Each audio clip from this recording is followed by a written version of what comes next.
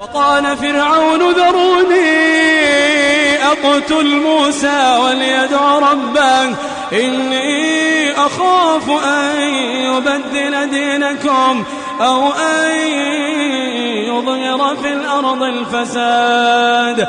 وقال موسى إني عذت